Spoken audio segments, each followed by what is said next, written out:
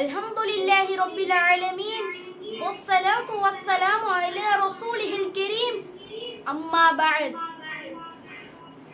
அஸ்ஸலாமு அலைக்கும் வரஹ்மத்துல்லாஹி வபரகாத்துஹு. நான் இன்று பேச போகிற தலைப்பு தக்வா. தக்வா என்றால் என்ன?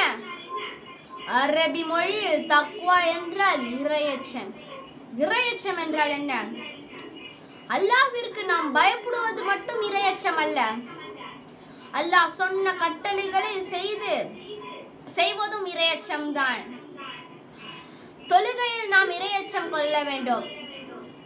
தொழுகையில் மட்டுமல்ல, நாம் எந்த செயல்கள் செய்தாலும் அதில் இறையச்சம் கொள்ள வேண்டும்.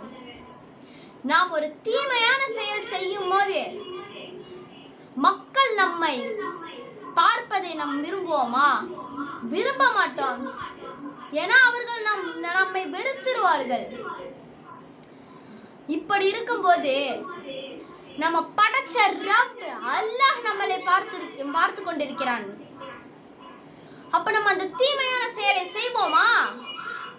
செய்ய மாட்டோம். ஏன்னா நம்மளை படைச்ச ரப் நம்மளை பார்த்து கொண்டிருக்கிறான். நபி ஸல்லல்லாஹு அலைஹி வஸல்லம் சொன்னார்கள், யார் ஒருவர் தக்வாவோடும் நல்ல குணத்தோடும் இந்த உலகத்தில் வாழ்கிறார்களோ அவர்கள் தான் அதிகமாக சொர்க்கத்திற்கு செல்கிறார்கள் என்று சொன்னார்கள். அறிவிப்பவர் அபூ ஹுரைரா ரலியல்லாஹு அன்ஹு. ஒரு தடவை உபை ரலியல்லாஹு அன்ஹு வந்து கேட்டார்கள், தக்வா என்றால் என்ன? அதற்கு உபை அவர்கள் சொன்னார்கள், நீர் முள்ளுள்ள பாதையில் நடந்திருக்கிறாயா என்று கேட்டார்கள். அதற்கு உமர் ரலியல்லாஹு அன்ஹு சொன்னார்கள், நடந்திருக்கேனே என்று.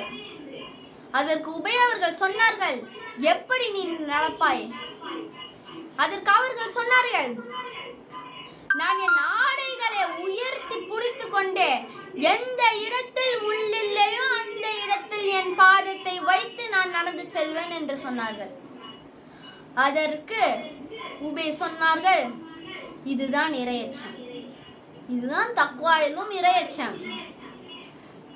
இந்த உலகில் நாம் வாழும் வரை அல்லாஹ் சொன்ன கட்டளைகளை செய்து அல்லாஹ் தடுத்த செயல்களை நாம் செய்யாமல் வாழ வேண்டும் என்று சொன்னார்கள்.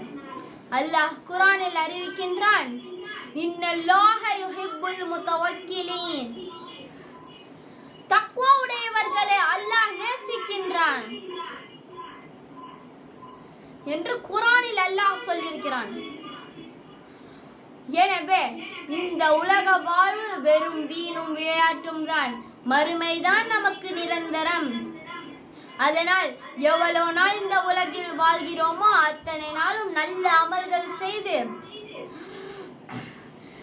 தக்வாவோடு வாழ்ந்து அல்லாஹ்வின் நேசத்தை பெற்று நன்மக்களாக வாழ அல்லாஹ் அருள் புரிவானாக. அல்ஹம்துலில்லாஹி ரப்பில் ஆலமீன். அஸ்ஸலாமு அலைக்கும் வரஹ்மத்துல்லாஹி வபரகாத்துஹு.